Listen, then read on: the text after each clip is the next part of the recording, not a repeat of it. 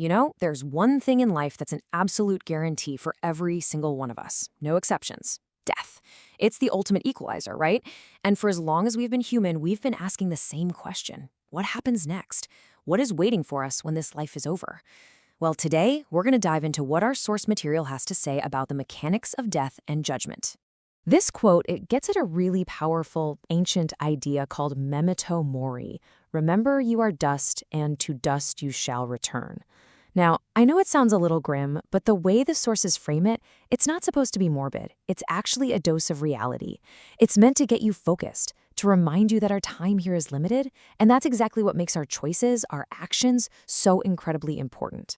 So what even is death in this context? It's not just your heart stopping. It's defined very, very specifically. It's the moment the immortal soul separates from the mortal body. So you can think of it less like an ending and more like a major transition. The soul, the part that's really you, moves on once the body just can't house it anymore. Okay, so we all get that physical death is coming. That's a given. But the real question, the one that really matters, is what happens in those first few moments right after. The instant the soul leaves the body, where does it go? What happens then? Well, according to the sources, that journey starts immediately. We're talking the very instant after death. Every single soul goes through something called the particular judgment. This isn't some big event way off at the end of time. Nope, this is a personal, one-on-one review of the life you just lived.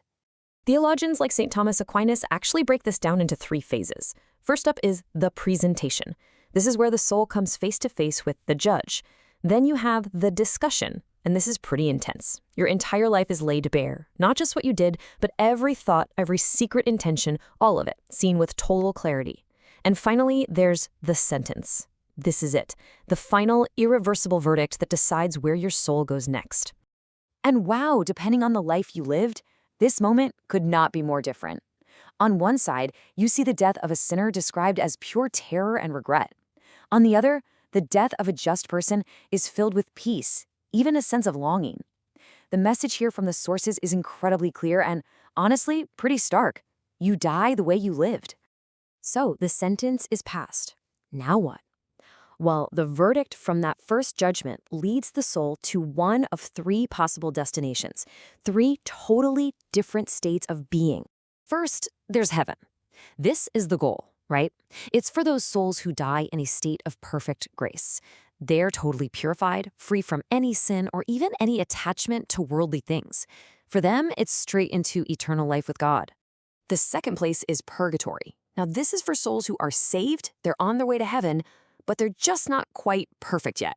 Maybe they have some smaller, venial sins, or they still have what's called temporal punishment to deal with. Think of it like this. There's a final cleanup or purification process needed to get the soul ready for the absolute perfection of heaven. It's a temporary state, not a final one.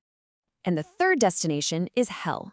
This is described as the end for those who die with unrepented mortal sin on their souls, a sin that was so serious it represented a complete and deliberate turning away from God. The key here is that it's presented less as a punishment sent from God and more as the final eternal result of a soul's own free choice to reject God's love and mercy once and for all. But hold on, because that individual judgment, it's not the end of the story. The sources say there's a second event, a public reckoning, at the very, very end of time. It's called the general judgment, and it's when all of humanity, everyone who has ever lived, is brought together for one last collective verdict.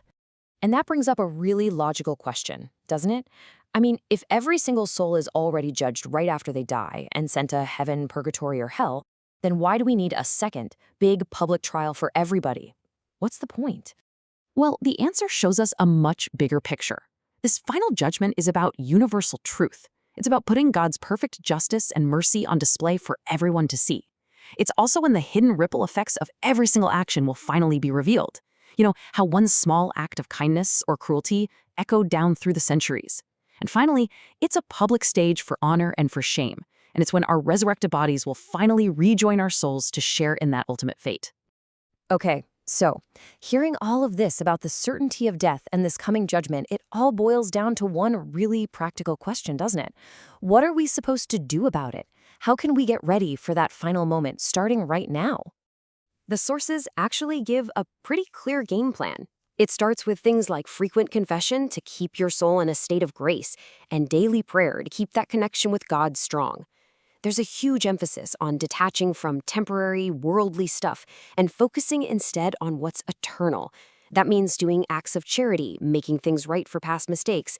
But the main idea, the one that wraps it all up, is probably the most powerful. Live every single day as if it might be your last. And it all comes down to this simple, powerful image, captured in the quote, "As the tree falls, so shall it lie." The point is, our eternal destiny isn't something that's decided in a last-second panic. It's determined by the direction we've been leaning our entire lives. The way we lean here and now is the way we're going to fall in the end. And that really leaves us with a critical question to ask ourselves: which direction are we leaning today?